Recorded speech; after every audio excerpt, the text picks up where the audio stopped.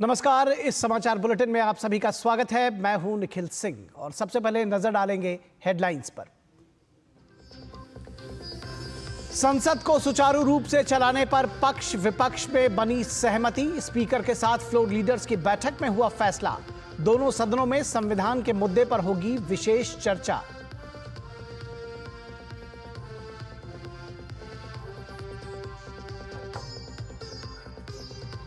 महाराष्ट्र में 4 दिसंबर को सुबह 10 बजे होगी भाजपा विधायकों की बैठक। केंद्रीय पर्यवेक्षक विजय रूपाणी और निर्मला सीतारमण की मौजूदगी में होगा विधायक दल के नेता का चयन।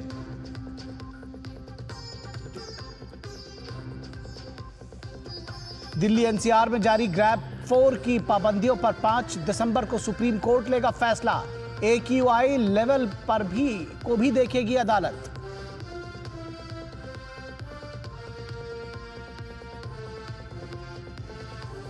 और फेंजल चक्रवात के कारण पुडुचेरी और विल्लुपुरम में भारी बारिश, बाढ़ जैसे हालात। कर्नाटक के बेंगलुरु, कोलार, चिकबल्लापुर समेत कई जिलों में येलो अलर्ट।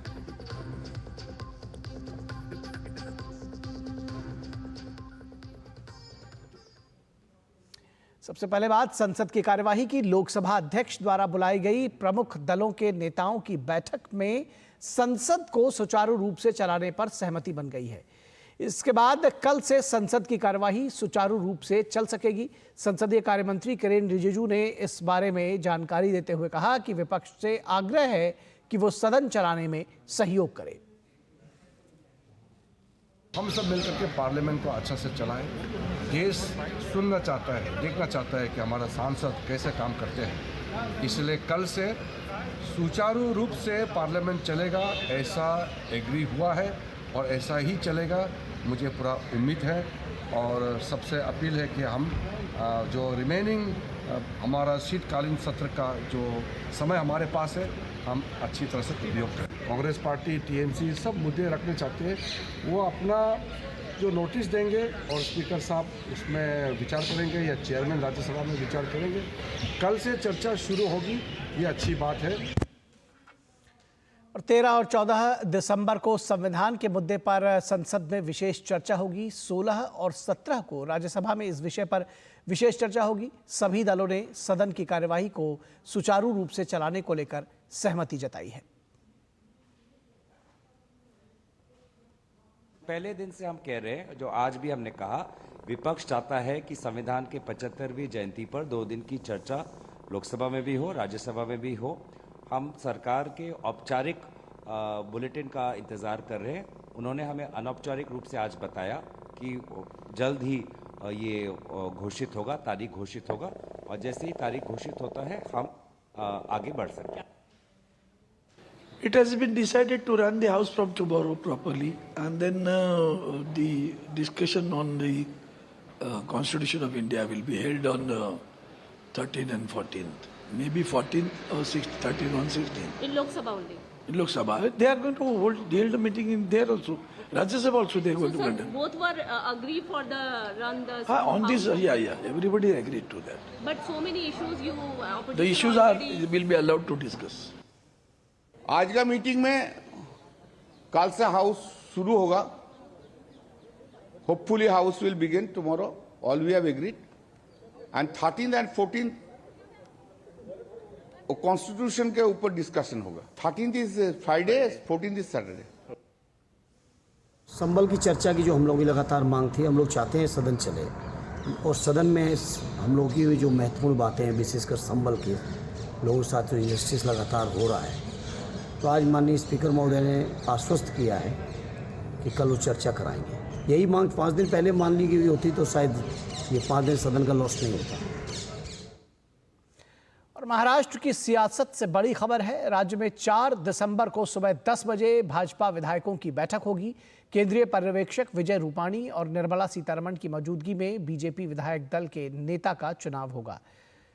बीजेपी का नेता चुने जाने के बाद महायुति की बैठक होगी, जिसमें गठबंधन के नेता चुना जाएगा और फिर वही महाराष्ट्र की सत्ता संभालेगा।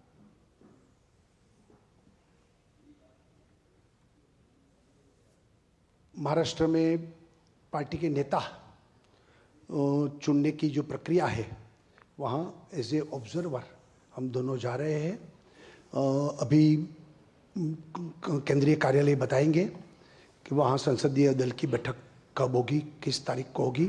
संसदीय दल की बैठक होती है, उसमें सबका मत जानने की कोशिश करते हैं। जो प्रस्ताव आएंगे उस पर विचार होगा और बाद में सर्वानुमते बताएंगे तो उसको ही हम नेता की तौर पर डिक्लेयर करते हैं।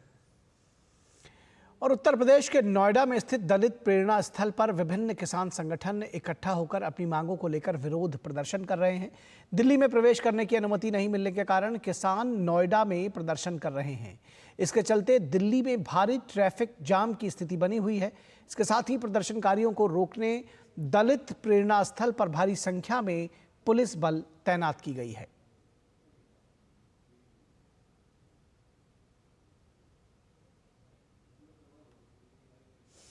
और भारतीय प्रबंधन संस्थान बेंगलुरु द्वारा आयोजित एक संगोष्ठी में भारत सरकार के प्रगति प्लेटफॉर्म की उत्पादकता पर रिपोर्ट पेश की गई। इस रिपोर्ट में कहा गया है कि प्रगति प्लेटफॉर्म के जरिए प्रशासनिक कार्यों में सबसे वरिष्ठ स्तर पर जवाबदेही को बढ़ावा दिया गया है।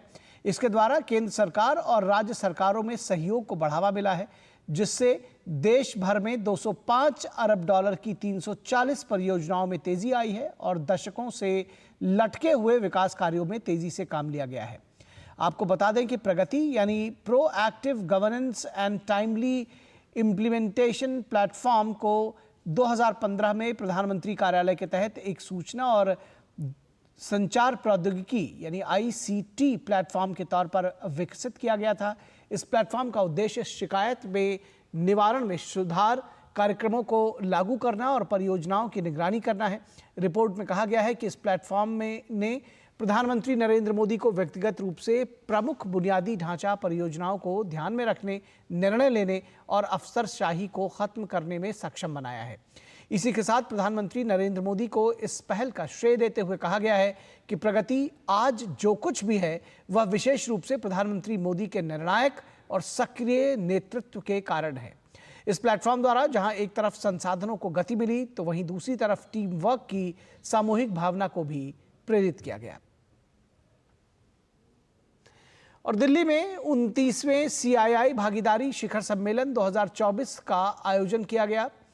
कार्यक्रम में विदेश मंत्री डॉक्टर S जयशंकर ने शिरकत की। विदेश मंत्री ने कार्यक्रम में भारत की व्यापार में भूमिका और वैश्विक भागीदारी जैसे मुद्दों को संबोधित किया। इसके साथ ही कहा गया कि भारत सरकार ने बुनियादी ढांचे से जुड़ी परियोजनाओं का समाधान और उससे जुड़े हुए चुनौतियों का समाधान करने की प्रक्रिया को काफी सुविधाजनक बनाया है। The crucial challenge today is to build our manufacturing to a scale and efficiency that makes us a credible partner abroad. On its part, the government has facilitated that process enormously by addressing long-standing challenges in respect of infrastructure and logistics. Today, the pace at which rail and road or ports and airports are being built is appreciated even beyond our borders. Indeed, the combination of Gati Shakti, making it easier to do business, and enhancing the ease of living have had a synergetic impact on our business climate. और पश्चिम बंगाल के उत्तर 24 परगना स्थित पेट्रोपोल में पश्चिम बंगाल के नेता प्रतिपक्ष शुवेंदु अधिकारी ने बांग्लादेश में 2 इस्कॉन संतों की गिरफ्तारी के विरोध में मार्च निकाला। शुवेंदु अधिकारी समेत भाजपा विधायकों ने वहां हिंदुओं सहित अल्पसंख्यकों पर हो रही हमले को लेकर भारत बांग्लादेश सीमा पर विरोध प्रदर्शन किया।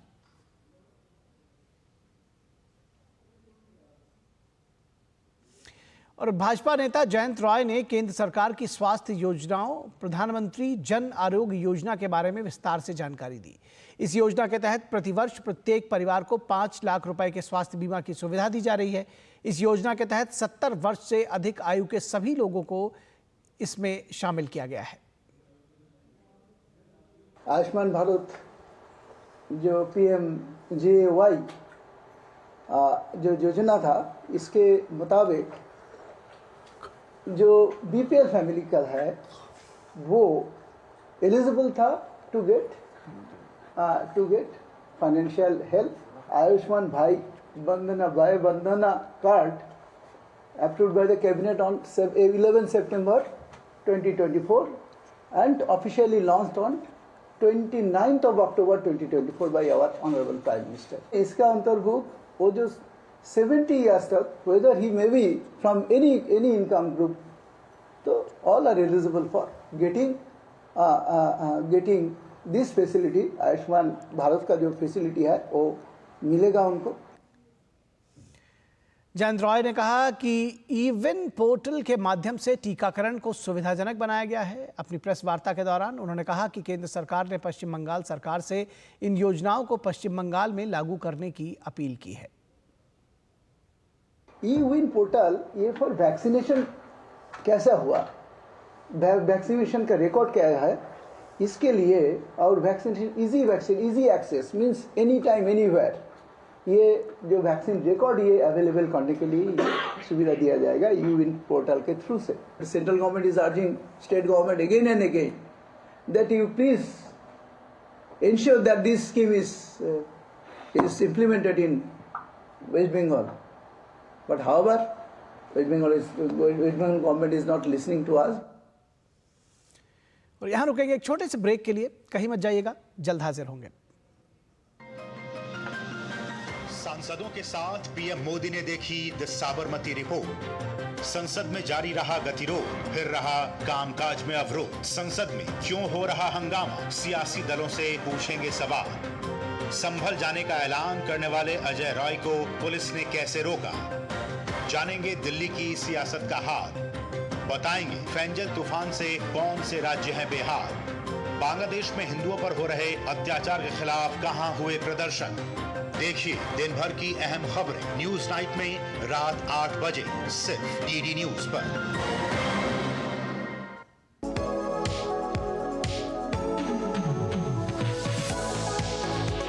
नई सुबह नई शुरुआत डीडी न्यूज के पावर पैक शो के साथ। राजनीति, कारोबार और होगी सुर्खियों पर भी चर्चा। अखबारों की हेडलाइंस, खेल, सिनेमा सहित मिलेगी संपूर्ण खबर।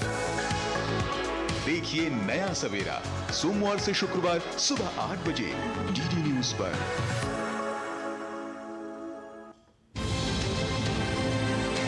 राष्ट्रीय खबरें हो या अंतर्राष्ट्रीय मुद्दे की बात, राजनीति से जुड़ा हर पहलू, साथ ही बिजनेस का उतार चढ़ाव,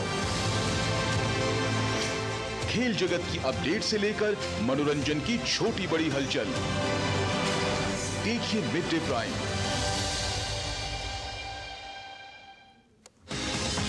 दिन भर की भाग दौड़ में जब छूट जाएं जरूरी खबरें, जब आप हो जल्दी में और जाननी हो हर खबर, जब फटाफट अंदाज में देखनी हो आपको तेज खबर, जब केवल आधे घंटे में जानना हो देश दुनिया का हाल, तब देखिए खबरों का हाई स्पीड शो एक्सप्रेस 100। स्वागत है आपका ब्रेक के बाद। और प्रयागराज में होने वाले महाकुंभ मेले की तैयारियां जोर शोर से चल रही हैं। यूपी सरकार भव्य और दिव्य महाकुंभ की तैयारियों में जुटी हुई है। प्रधानमंत्री नरेंद्र मोदी 13 दिसंबर को प्रयागराज में महाकुंभ की तैयारियों को देखने के साथ ही संगम पर विधि विधान से पूजा और गंगा आरती करेंगे।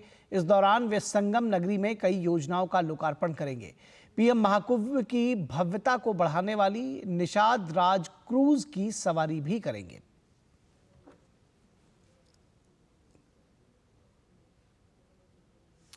और दिल्ली एनसीआर में वायु प्रदूषण के मामले पर सुप्रीम कोर्ट में सुनवाई हुई। सुप्रीम कोर्ट ने कहा कि दिल्ली एनसीआर में ग्रैप 4 के तहत लगी पाबंदियां अभी जारी रहेंगी। वहीं ग्रैप 4 के तहत सभी लगी हुई जो पाबंदियां हैं उनमें छूट दी जाए या नहीं, इस पर कोर्ट गुरुवार को फैसला लेगा। कोर्ट ने कहा कि गुरुवार के दिन AQI लेवल को देखने के बाद ग्रैप 4 में छूट देने के लिए कमीशन की ओर से दिए गए सुझाव पर सभी पक्षकारों की राय जानने के बाद कोर्ट उस दिन आदेश पारित करेगा। वहीं सुनवाई के दौरान सुप्रीम कोर्ट ने निर्माण गतिविधियों पर रोक के चलते कंस्ट्रक्शन वर्कर्स को आर्थिक मदद जारी करने में हो रही दिक्कतों की शिकायत पर दिल्ली, राजस्थान, उत्तर प्रदेश, हरियाणा के चीफ सेक्रेटरीज को वीडियो कॉन्फ्रेंसिंग के जरिए अगली सुनवाई में शामिल होने का निर्देश दिया। इससे पहले 25 नवंबर को सुप्रीम कोर्ट ने आदेश दिया था कि ग्रैप प्रतिबंधों के चलते जब तक निर्माण कार्य पर रोक है, एनसीआर के सभी राज्य लेबर सेस के रूप में जमा पैसे का उपयोग श्रमिकों को जीविका प्रदान करने के लिए करें। सभी एनसीआर के राज्य इसका अनुपालन करें, ऐसा अदालत का आदेश था। और इसरो के अध्यक्ष एस सोमनाथ ने अंतरिक्ष संबंधित स्टार्टअप पर बात करते हुए कहा कि जितना जरूरी मंगल, बुध जैसे ग्रहों पर जाकर एक्सप्लोरेशन करना है, उतना ही जरूरी अंतरिक्ष गतिविधियों पर काम करना है, ताकि हम अंतरिक्ष से संबंधित गतिविधियों के जरिए आर्थिक लाभ भी कमा सकें। उन्होंने कहा कि अंतरिक्ष संबंधित आने वाले नई तकनीकों से जुड़े स्टार्टअप्स की शुरुआत करने में हमें पब्लिक प्राइवेट पार्टनरशिप की जरूरत है, जिससे देश में बड़ी अंतरिक्ष कंपनियां आगे आ सके। Exploration is very exciting for everyone. Right. Going to Moon, Mars, Venus, Sun, etc. is exciting. But equally important, we know that it is to do scaling up the space activity. Right. Our focus is on that part today. Right. So really increase the public-private partnership, scale up the economic development of the space activity into wealth generation. Right. This is one goal of it. Second goal is to create big space companies in India. This is the second goal we have. Third is whatever we have done till now in space has to be commercialized. Right. The technologies, capabilities into the new space actors who are coming. Right. For example, startups. We have 250 odd startups. Right. We want to ensure that many of them succeed in their attempt, like building rockets, satellites, applications, etc. Right. So how to enable that their success stories, how we become part of their success story. Equally important is do some front-end work in space, like the building space stations, do microgravity research, help the new research activity in space, going man to moon and other planets, contribute to the global science knowledge in space. All these are also another set of key priorities. Right. और आगामी 4 दिसंबर को ओडिशा के पुरी में blue flag beach पर भारतीय नौसेना दिवस आयोजित किया जाएगा। इस अवसर पर ऑपरेशनल डेमो के जरिए नौसेना अपने नौसैनिक बेड़े की ताकत और बहुमुखी प्रतिभा का प्रदर्शन करेगी। राष्ट्रपति द्रौपदी मुर्मू इस कार्यक्रम में मुख्य अतिथि होंगी। नौसेना प्रमुख एडमिरल दिनेश कुमार त्रिपाठी ने इस अवसर से पहले नई दिल्ली में भारतीय नौसेना के विजन 2047 का अनावरण किया। उन्होंने कहा कि अपनी क्षमताओं को बढ़ाने के लिए प्रधानमंत्री के नेतृत्व में भारतीय नौसेना स्वदेशी हथियारों, तकनीकों और युद्धपोतों के निर्माण पर जोर दे रही है। We are talking of 96 ships and submarines which are likely to be inducted in the next 10 years. As far as the nuclear submarines are concerned, of the SSBNs, the first one has had a number of deterrence patrols. Second one is just got commissioned. It is carrying out trials, which included this missile firing. और अब बात JEE advanced परीक्षा 2025 की। Indian institute of technology Kanpur यानी IIT Kanpur ने JEE advanced 2025 परीक्षा का schedule जारी कर दिया है। अगले वर्ष 18 मई को आयोजित होने वाली जेईई एडवांस परीक्षा 2 शिफ्ट्स में होगी। प्रत्येक शिफ्ट की अवधि 3 घंटे की होगी। जेईई एडवांस परीक्षा कंप्यूटर आधारित टेस्ट यानी सीबीटी मोड में आयोजित की जाती है। एक उम्मीदवार लगातार 2 वर्षों में अधिकतम 2 बार ही यह परीक्षा दे सकता है। और यहां रुकेंगे एक और छोटे से ब्रेक के लिए, कहीं मत जाइएगा, जल्द हाजिर होंगे। सांसदों के साथ पीएम मोदी ने देखी द साबरमती रिपोर्ट। संसद में जारी रहा गतिरोध, फिर रहा कामकाज में अवरोध। संसद में क्यों हो रहा हंगामा, सियासी दलों से पूछेंगे सवाल। संभल जाने का ऐलान करने वाले अजय रॉय को पुलिस ने कैसे रोका, जानेंगे दिल्ली की सियासत का हाल। बताएंगे फेंजल तूफान से कौन से राज्य हैं बेहाल। बांग्लादेश में हिंदुओं पर हो रहे अत्याचार के खिलाफ कहां हुए प्रदर्शन। देखिए दिन भर की अहम खबरें न्यूज नाइट में रात 8 बजे सिर्फ डीडी न्यूज पर। ब्रेक के बाद एक बार फिर आप सभी का स्वागत है। और दिव्यांगजनों के अदम्य साहस और असीम प्रतिभा को केंद्र सरकार प्रोत्साहित कर रही है। केंद्र सरकार द्वारा 3 दिसंबर को अंतर्राष्ट्रीय दिव्यांगजन दिवस पर दिव्यांगजन सशक्तिकरण के लिए वर्ष 2024 का राष्ट्रीय पुरस्कार प्रदान किया जाएगा।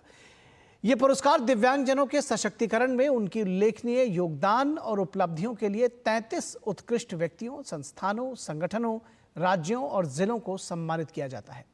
राष्ट्रीय पुरस्कार मिलने पर प्रियंका दीपक देवड़े ने अपनी खुशी व्यक्त की है।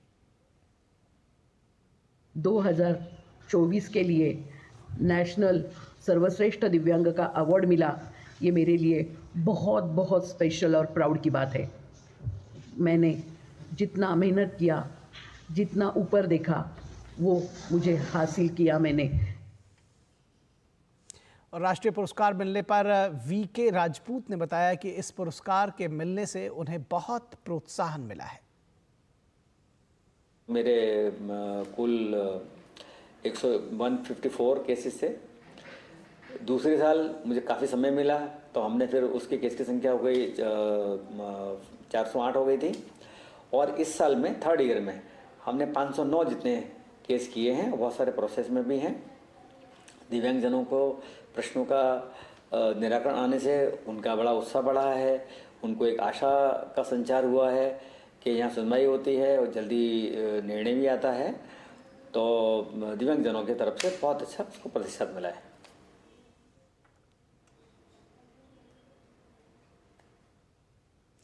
वहीं दिनेश महाजन ने बताया कि वो अपने रेडियो के जरिए दिव्यांगजनों से संबंधित हर जानकारी हर जगह पहुंचाना चाहते हैं। हर उस व्यक्ति तक जानकारी को पहुंचाना है जहां तक जानकारी अभी तक नहीं पहुंची है, चाहे वो गवर्नमेंट स्कीम्स हो, चाहे डिसेबिलिटी राइट्स हो, चाहे एम्प्लॉयमेंट अपॉर्चुनिटीज हो, या किसी भी तरह की जानकारी जो पर्सन्स विद डिसेबिलिटीज के लिए इंपॉर्टेंट है, हमने सोच लिया था कि वो लोगों तक पहुंचानी है।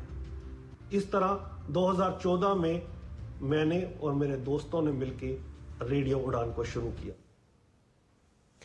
और 10वें एशिया पैसिफिक डेफ गेम्स 2024 को मलेशिया में आयोजित किया जा रहा है। खेल के पहले दिन शतरंज टूर्नामेंट में भारत ने 1 रजत और 1 कांस्य पदक जीता। महिला वर्ग में भारत की अंबिका ने रजत पदक जीता, वहीं यशस्वी ने कांस्य पदक अपने नाम किया। पदक विजेताओं से हमारी संवाददाता मनीषा शर्मा ने विशेष बातचीत की। एशिया पैसिफिक डेफ गेम्स जो कि कोलालमपुर मलेशिया में हो रहा है, पहले दिन भारत की झोली में 2 मेडल्स आए हैं, एक सिल्वर और एक ब्रॉन्ज। आइए हम अपने चेस प्लेयर से जानते हैं कि उनको चेस टूर्नामेंट के दौरान कैसा महसूस हुआ। मेरा साइन नेम ये है, मेरा नाम अंबिका मसादी है। मैं टर्की में पहले डेफ ओलंपिक्स 2024 मार्च में गई थी, जो कि विंटर डेफ ओलंपिक्स था। वहाँ पे वुमेन्स टीम में मेरा 6th रैंक आया था, जहाँ हमें कोई मेडल नहीं मिल पाया था। बट एशिया पैसिफिक में पहली बार चेस टूर्नामेंट को शामिल किया गया है बधिर लोगों के लिए।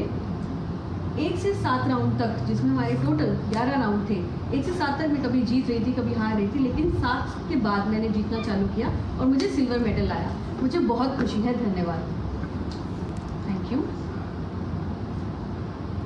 मेरा नाम यशस्वी कुदमन है, ये मेरा साइन नेम है। मैं भी भारत में कर्नाटका से हूँ। पहले 2018 में मैं international chess committee of deaf के द्वारा जूनियर ब्लिट्ज टूर्नामेंट में गई थी, वहाँ पे मुझे ब्रॉन्ज मेडल मिला था। 2019 में विंटर डेफ ओलंपिक्स में, जो कि इटली में हुआ था, वहाँ पे भी मेरा 6ठा रैंक आया था।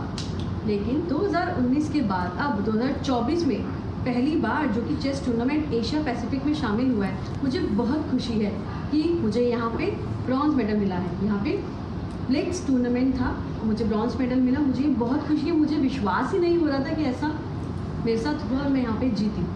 पहले मैं जीत रही थी, लेकिन 8वें 9वें राउंड में मैं नहीं जीती, मुझे विश्वास नहीं हुआ। मैंने अपनी स्ट्रैटेजी बदली और मैं 10वें 11वें राउंड में जीत कर मुझे ब्रॉन्ज मेडल मिला। मुझे बहुत खुशी है, मैंने भारत का नाम ऊंचा किया है और रोशन किया है। धन्यवाद। तो हमने देखा कि कैसे हमारे चेस प्लेयर्स ने अपनी पूरी मेहनत से कोशिश करी कि वो भारत का नाम ऊंचा कर सके और वो भारत के लिए 2 मेडल्स लेकर आए पहले ही दिन। मैं Manisha Sharma, DD news Malaysia से। तो एशिया पैसिफिक डेफ गेम्स के पहले दिन भारत ने जीते 2 पदक। और डीएवी नेशनल स्पोर्ट्स 2024 का भव्य उद्घाटन प्रतिष्ठित ध्यानचंद स्टेडियम में हुआ, जिसने खेल प्रेमियों पर गहरी छाप छोड़ी। इस आयोजन के जरिए 22 राज्यों के 20,000 से अधिक एथलीट्स और कोच एक साथ आए। डीएवी के छात्र दिल्ली एनसीआर के 6 आयोजन स्थलों में 30 रोमांचक खेलों में 3 दिन तक प्रतिस्पर्धा करेंगे। आयोजन स्थलों में CWG Khelgaon, Yamuna sports complex और छत्रसाल स्टेडियम भी शामिल है। ये राष्ट्रीय स्तर का महोत्सव प्रतिभागियों की खेल क्षमता के साथ साथ उनकी एकता और भावना का भी जश्न है। Slogan that he gave us, that we started working on this, that we have to have fit India. DAV is in 21 states. So if DAV stays fit, you can believe me, India will stay fit. So that was the idea, and we started working on it.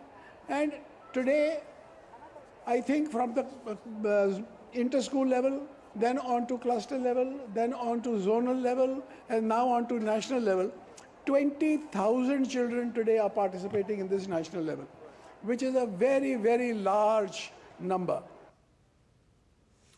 और देश के सार्वजनिक प्रसारक प्रसार भारती ने OTT platform के क्षेत्र में कदम रखते हुए हाल ही में वेब्स की शुरुआत की है। ये डिजिटल मीडिया और OTT दर्शकों को एक संपूर्ण इंफोटेनमेंट इकोसिस्टम देता है। अगर आपको भी चाहिए फ्री में शानदार कंटेंट, तो आज ही डाउनलोड करें। QR कोड के जरिए भी वेव्स ऐप डाउनलोड किया जा सकता है।